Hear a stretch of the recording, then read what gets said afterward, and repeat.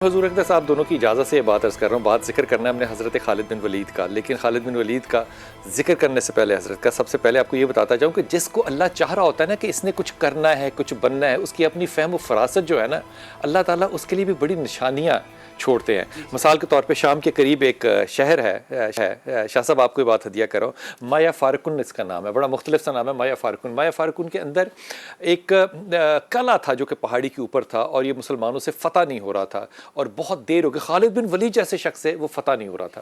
تو رمضان کے دن تھے، تو حضرت خالد بن ولید نے کہا روزے رکھنے کے لیے ساری فوج کو. ساری فوج جو ہے وہ روزے رکھ رہی ہے. پہلا روزہ ہوا، حضرت خالد بن ولید خیمے میں آئے، افطاری کوئی نہیں تھی، پانی پیا، اگلا دن آ گیا. پھر واپس آئے، کوئی افطاری نہیں تھی، پانی پیا، کہا کہ غلام بیمار ہوگا یا نہیں ہے. تیسرے دن آئے، پھر افطاری کوئی نہیں تھی. تو غلام کو بلا کے پوچھا کہ تو میری افطاری ہی نہیں لگا. تو اس نے کہا حضرت میں تو روز افطاری چھوڑ کے جاتا ہوں آپ کی. چوتھے دن انہوں نے انتظار کیا، افطاری کا وقت جو ہے وہ چھپ کے بیٹھ گئے. خیمے کے اندر، خیمے کے نیچے سے ایک کتا آیا، اس نے وہ روٹی اٹھائی جو جو کی تھی، منہ میں ڈالی اور چلا گیا. حضرت خالد بن ولید اس کتے کے پیچھے پیچھے گئے. اس نے پانی کراس کیا، آپ نے بھی پانی کراس کیا. پھر وہ اس قلعے کے نیچے دیوار میں ایک سوراخ کے اندر گھسا. حضرت خالد بن ولید پتلے، لمبے اور لمبا قد تھا. آپ اس کے اندر ساتھ ساتھ گئے تو آپ کو پتا چلا کہ یہ وہ سرنگ ہے جو کہ قلعے کے اندر جاتی ہے، اور مسلمان دروازہ نہیں کھول سکتے تھے. آپ نے تقریباً 100 صحابہ کو تیار کیا جو پتلے جسم کے تھے کہ ہم اس میں سے اندر جا کے دروازہ کھولیں گے. اس میں سے تقریباً 90 سے کچھ کم لوگ جو تھے وہ اندر جا سکے. کہنے کا مطلب پتہ ہے صرف یہ کیا، کہاں خالد بن ولید، کہاں ایک کتے کی روٹی کو لے کر جانا اور پھر اس کا پیچھا کرنا وہاں تک، اور پھر اللہ کا وہ فتح دینا.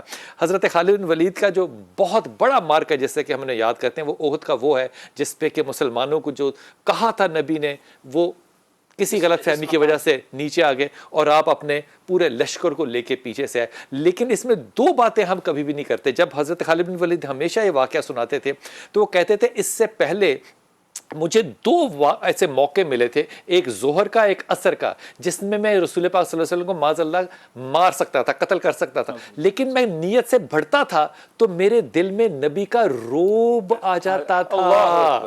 یہ جو دل کی کیفیت ہے وہاں پہ تھی. پھر آپ کے بھائی کا جو آپ نے خط لکھا اور پھر آپ کو حوصلہ ہوا، اور اس خط میں جو لکھا نا بھائی نے، جس کی وجہ سے حضرت خالد بن رسول پاک صلی اللہ علیہ وسلم کے پاس گئے، اس میں لکھا بھائی نے کہ خالد نبی تمہارا ذکر کر رہے تھے. اس بات پہ آپ نے کہا کہ اب میں وہاں جاؤں گا. وہ جو بڑی مشہور جنگیں ہیں، موتا کی، یمامہ کی، یرموک کی، ان کا ذکر بھی کرتے رہیں گے انشاءاللہ ساتھ ساتھ. لیکن یہ بات آپ سے ذکر ضرور کر دوں کہ وہ چیف آف آرمی سٹاف شاہ صاحب، جس کو کہ اس وقت معطل کر دیا گیا جبکہ وہ وننگ ایج پر تھا، اور حضرت ابو عبداللہ کو وہاں پہ بھیج دیا گیا. یہ کردار آپ اپنے جب امیجنیشن میں لاتے ہیں حضرت خالد بن ولید کا، تو آپ کو سب سے زیادہ کیا چیز اس میں چیدہ لگتی ہے؟ دیکھیے، حضرت خالد بن ولید رضی اللہ تعالیٰ عنہ، ان کی شخصیت یا ذات پر اگر ایک عمومی نظر ڈالی جائے تو غزوہ احد کا کہ مسلمانوں کو جو تکلیف یا مصیبت برداشت کرنی پڑی وہ انہی کی وجہ سے تھی.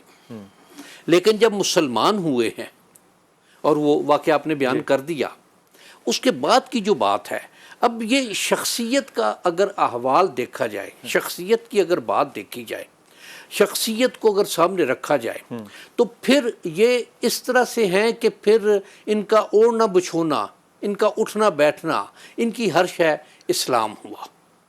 ایک بڑی بہادری بتاؤں آپ کو شاہ صاحب آپ کی اجازت سے.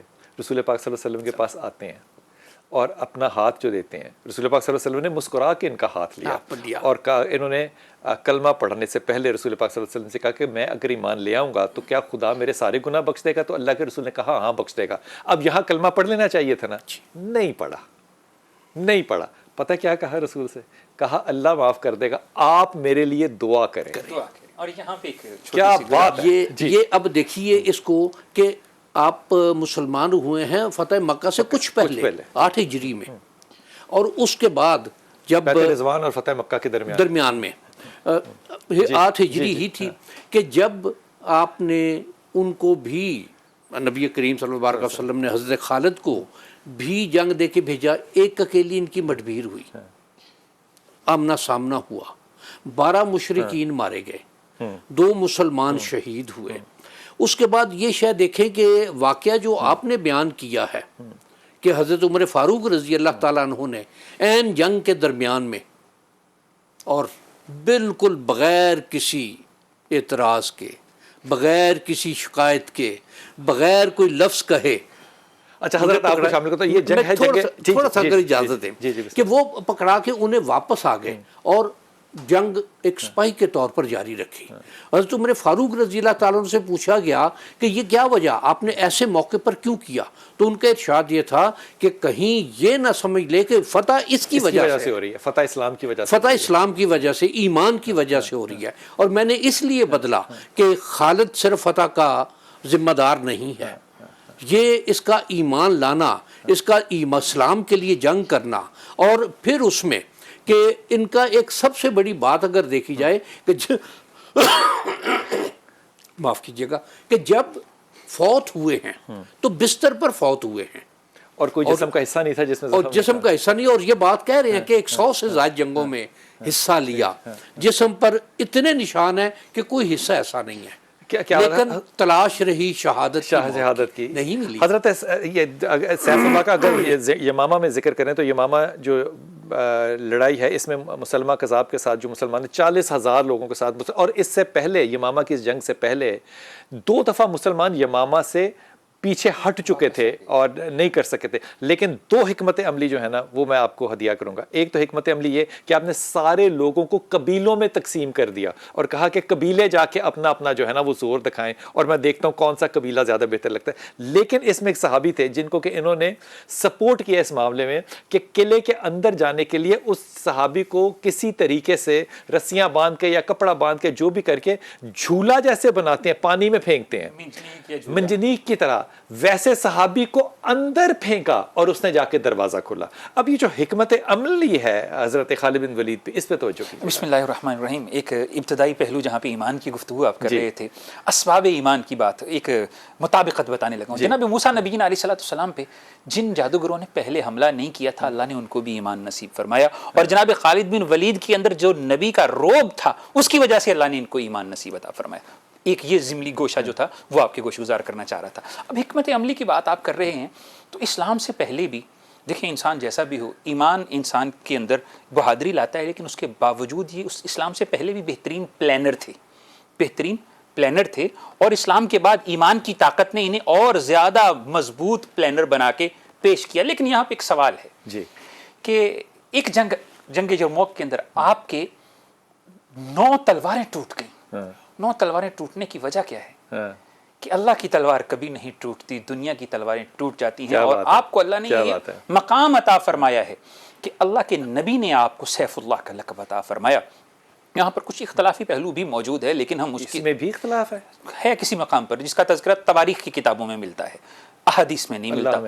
اللہ ہمیں ہدایت دے۔ اور جناب ابن عباس رضی اللہ تعالیٰ عنہ نے بذات خود انہیں سیف اللہ کہہ کے پکارا ہے، اللہ کے نبی نے سیف اللہ کہا ہے، اور امام بخاری نے آپ کے نام کے اوپر جو ہے ایک پورا چیپٹر باندھا ہے اور اس میں سیف اللہ کا تذکرہ کیا ہے۔ تو آپ کی بہادری اور شجاعت صرف اس لیے نہیں ہے کہ آپ جو ہیں وہ عرب تھے، اس لیے بھی ہے کہ آپ جو ہیں وہ شخصیت ہیں جنہوں نے اسلام کے لیے اپنے آپ کو سربکف کیا، کہ اپنی جان سے۔ اس میں چشتی صاحب ایک کردار کا بات ضرور کرنا ہے۔ یہ یرموک کے اندر جو حضرت ابو بکر صدیق کا وصال ہوتا ہے، حضرت عمر خطاب جو ہے وہ ان کی جگہ پہ آتے ہیں، اور آتے ہی پہلا حکم یہ کرتے ہیں یرموک میں کہ حضرت ابو عبیدہ بن جراح جو ہیں وہ جائیں گے، کمانڈر بنیں گے۔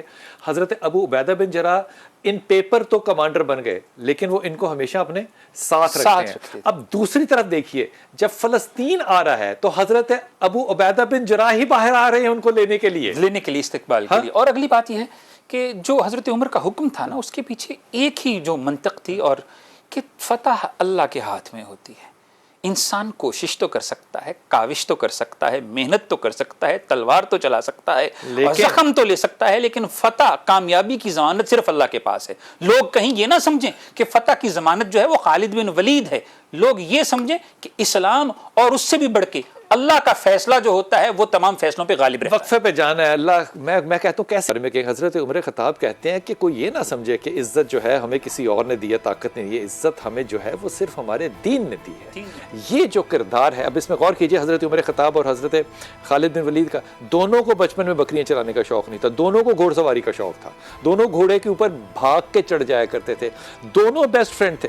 بیسٹ فرینڈ کا لفظ معافی کے ساتھ استعمال کر رہا ہوں, بہت قریبی تعلق اور دوستی تھی, لیکن اس کے باوجود بھی انہوں نے نہ چوں کی نہ چرا کی. جو عمر کا فیصلہ تھا اس کو قبول کیا, لیکن اس قبول کرنے کے باوجود جو عزت حضرت خالد بن ولید کو اور حضرت ابو عبیدہ بن جراح کو عطا کی فلسطین میں کہتا ہوں اس کا جوڑ کوئی نہیں ہے.